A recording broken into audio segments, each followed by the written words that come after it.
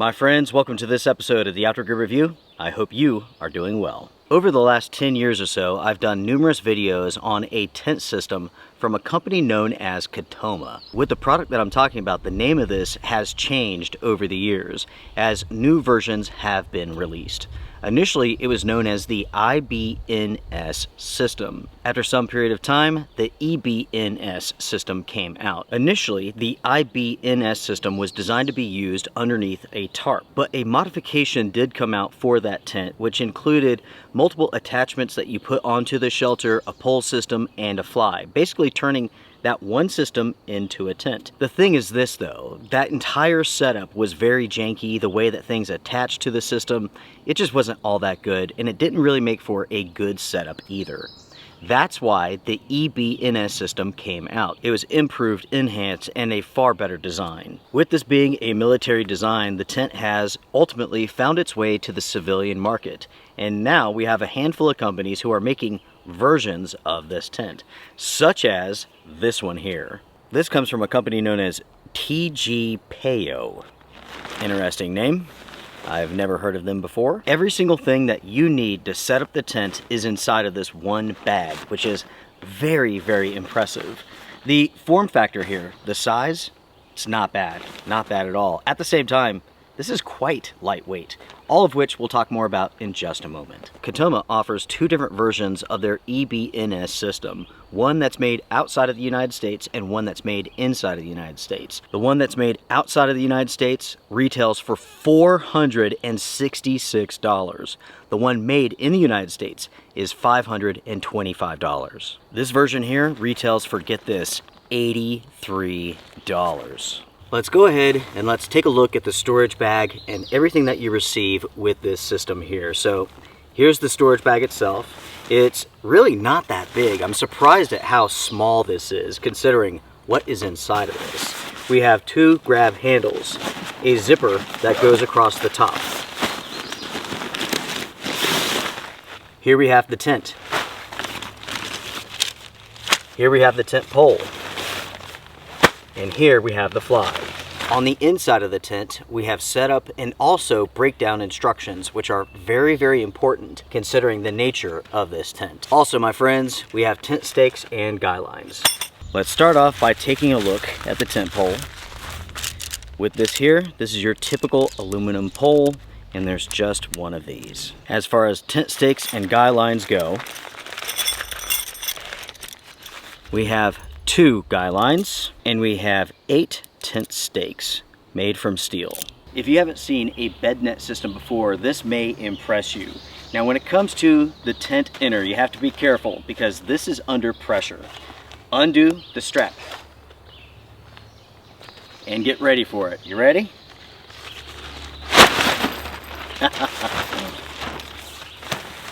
And just like that, the inner has been set up.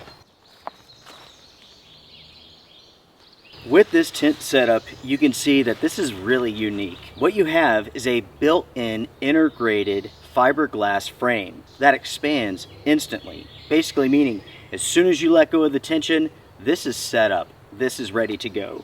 You do have to stake it out if you want the best pitch, obviously.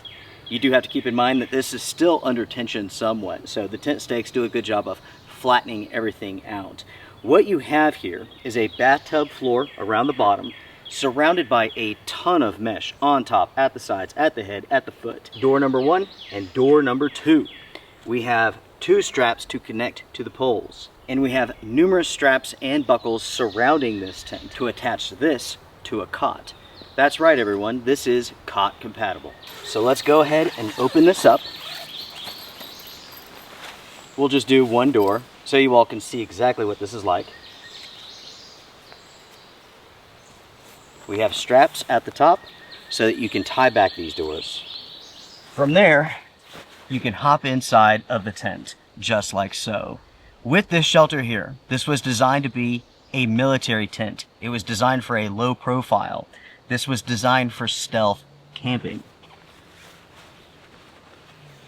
On the inside, you have just enough space to be inside of this comfortably. You do have one mesh pocket, and folks, that's pretty much it. Allow me to go ahead and to measure this for you all. As far as length goes, and I'm talking about usable length, you're looking at 73 inches, which is 6 feet 1 inch. This does taper at the foot, where it's roughly 26 inches wide. At the head, it is 33 inches wide, and the height in the center is around 17 inches. Now everyone, let's put the fly on.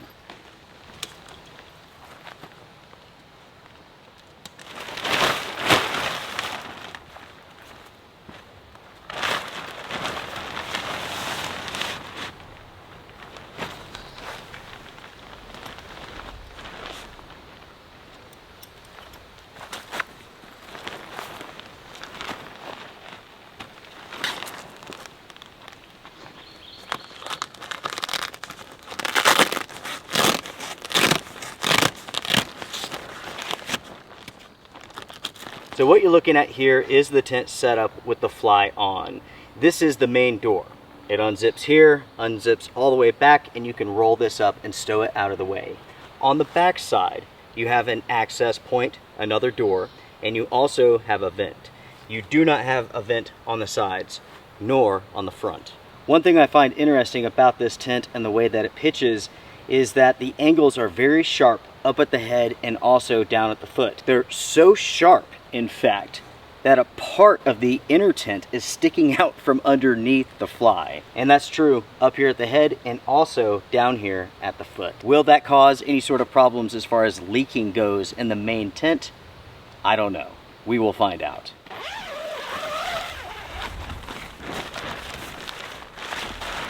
When it comes to this tent, why don't we take a second now and let's go over some stats real quick.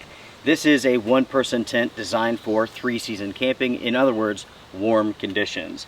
It does have 2 doors. And funny enough, the company says that 2 people can sleep inside of this in a pinch. That's true only if one person is on top of another. For a little while, that might be fun, but after a while, that would be awful. So no, this is a one-person tent only. You can find this in 2 colors, green and also coyote brown. When the tent is stored, it measures 13 inches by 13 inches and it's 4 3/4 inches thick. As far as the materials go with this tent, it is made primarily from polyester, a 210T Oxford. That's true for the fly, that's also true for the floor, and it has a B3 mesh. Aluminum poles, aluminum tent stakes, and when it comes to the hydrostatic head rating, the waterproof rating, I've never seen a company do this. They have a scale for the fly, which is really weird. They say the fly is rated for 2,000 to 3,000 millimeters for the fly. Which one is it? I have no idea. I've never seen a company do a sliding scale before. That is strange. The information states that the floor is rated for 2,000 millimeters. To me, it feels like the company really didn't get the testing done and they're not sure what the waterproof rating really is. They're guessing somewhere between 2,000 and 3,000 based upon the materials and based upon the coatings. Otherwise, they would know for sure what the waterproof rating is. The weight of this tent is a very impressive 3 pounds, 12 ounces. And again, at the time of filming, this cost $83. As far as the quality goes with this tent, it is merely okay. There are quite a few loose threads all over the place. Honestly, I don't know if those are going to be a problem or not. I would prefer if the construction of this tent was better, but as it stands, there are loose threads everywhere. And I have to say, this tent really doesn't look that great. Yes, it does cost $83, but you can find tents that cost less that look better than this.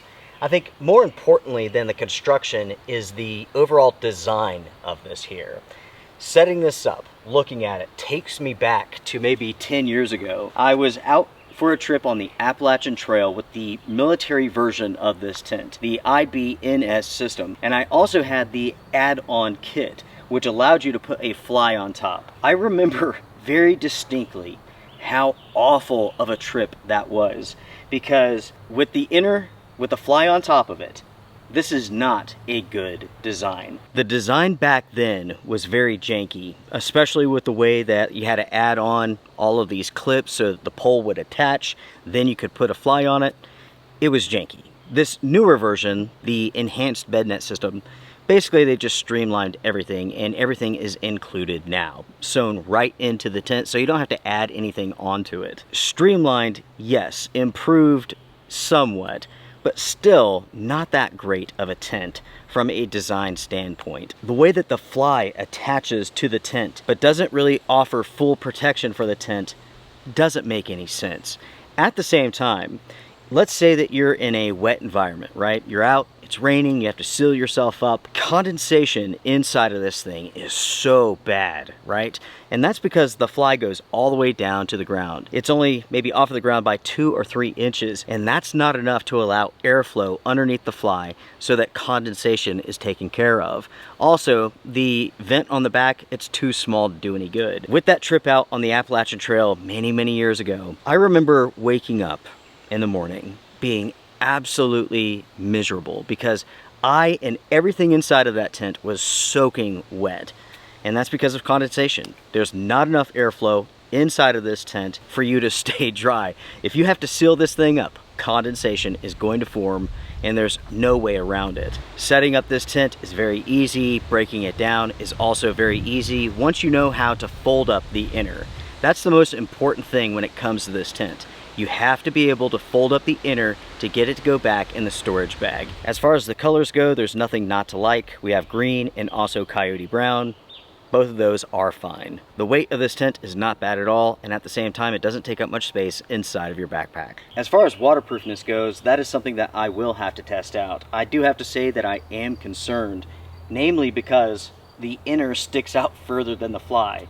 That's never a good thing. I really like the tent inner. I think that's really cool, especially for stealth camping purposes. Using that with a tarp, that's an awesome setup. When it comes to the full setup here with the fly, I don't like this. I don't like this at all. Setting this up took me back immediately to that trip about 10 years ago on the Appalachian Trail. I remember being so incredibly miserable. Speaking of which, this is a design that goes way back, and unfortunately no one's done anything to correct the issues that were present with this system from a long time ago. As far as the military version goes of this tent, I have never seen it used with the fly on. I've only seen it used on the ground all by itself or with a tarp, never with the fly ever. Speaking of the military version, you can still find that online. Sometimes it's new, sometimes it's used. The best place to find that product is on eBay. That's where you're going to find it at the best deal because there's so much competition. And no, I'm not connected to eBay in any way, but plain and simple, if you're interested in military surplus, there's no better site than eBay. And again, it's because of the competition. I will say, if you're interested in purchasing the military surplus version, make sure that the condition is good. Make sure that you see lots of pictures, ask plenty of questions, make sure that you're buying something that's not torn up, worn out, or that's having some sort of issue. You want to make sure that everything works. And that, my friends, wraps up this episode. When I came across the listing for this tent, I was very interested to see what this was all about. I've taken a look at the military versions.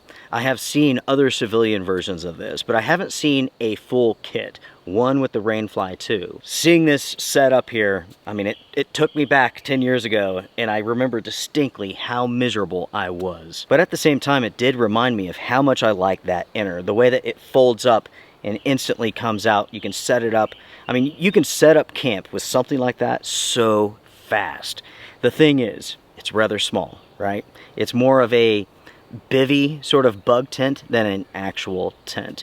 Great for stealth camping, great for trips where you want to go ultralight but stay bug free. Make sure to stay tuned to the Outdoor Gear review as I waterproof test this tent. I suspect there's going to be some issues. The overall construction, it's not that great, and again, the inner sticking out from underneath the fly, and there's no way to adjust that. That is how it was designed to be. And with that, I am done. Everyone, if you enjoyed this episode, please hit the thumbs up. I do appreciate it. Until next time, take care, strength and honor.